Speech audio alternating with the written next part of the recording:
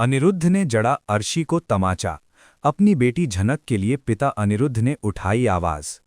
गुंडों के खौफनाक अड्डे पर जब एक बेबस और दर्द से टूटी हुई झनक गांव वाली का भेष बनाकर अपने पति एसपी ऋषि की जान बचाने पहुंचती है, तो उसे उम्मीद होती है कि उसका प्यार ऋषि के सारे दर्द मिटा देगा। लेकिन कहानी में जो तूफान मायरा टेली एक्सप्रेस आज आपके सामने खोलने जा रही है, वो रिश्तों की बुनियाद को हिलाकर रख देने वाला है। ऋषि को कुर्सी से बंधा देखकर झनक की आंखों से आंसुओं का सैलाब बह निकलता है और वो बिना अपनी जान की परवाह किए दौड़कर उसे गले लगा लेती है। वो कांपते हाथों से ऋषि की रस्सियां खोलने की कोशिश करती है, लेकिन तभी ऋषि झटके से उसे खुद से अलग कर देता है।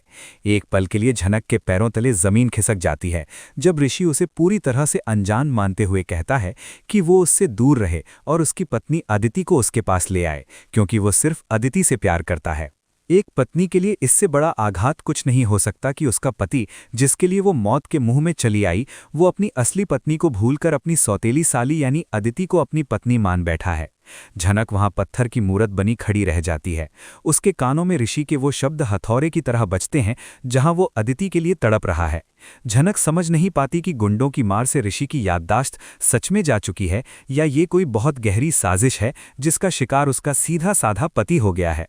भरे हुए गले और टूटते हुए दिल के साथ झनक जब ऋषि को अपने हाथों से कुछ खिलाने की कोशिश करती है, तो ऋषि का वही रटा रटाया जवाब कि उसे सिर्फ अदिति चाहिए झनक के सीने को छलनी कर देता है और वो फूट फूट कर रोने लगती है। दूसरी तरफ घर के अंदर का माहौल बिल्कुल अलग है, जहां साजिशों का काला धुआं फैल रहा है। अर्शी और उसकी बेटी अदिति एक अलग ही जश्न में डूबी हुई हैं। अर्शी के चेहरे पर एक खौफनाक संतुष्टि है, क्योंकि वो वही इतिहास दोहरा रही है जो उसने सालों पहले नूतन यानी पहली झनक के साथ किया था।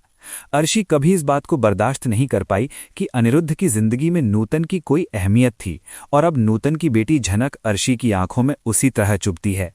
अदिति, जो बचपन से ही झनक से नफरत करती आई है, अब हर हाल में एसपी ऋषि को पाना चाहती है।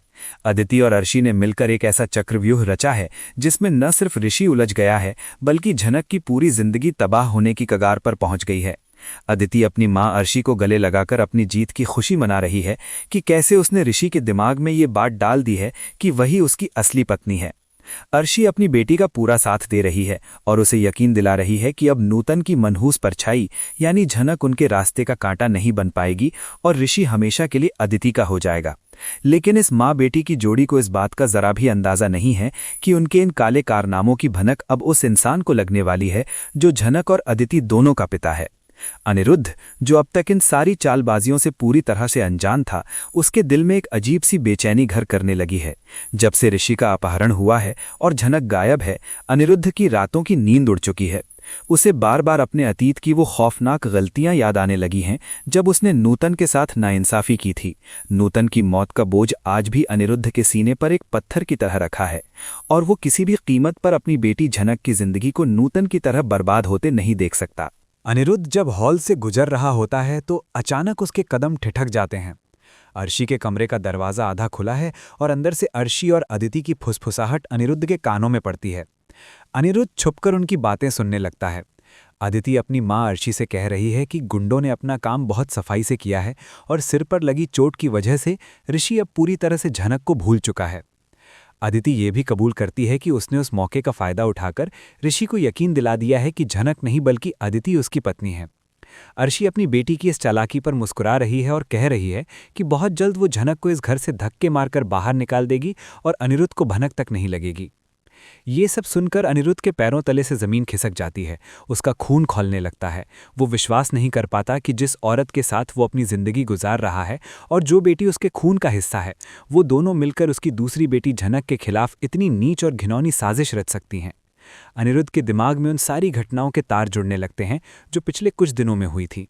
उसे याद आता है कि कैसे अर्शी ने झनक को ऋषि को ढूंढने जाने से रोकने की कोशिश की थी और कैसे अदिति ने पुलिस में शिकायत दर्ज कराने से इनकार कर दिया था।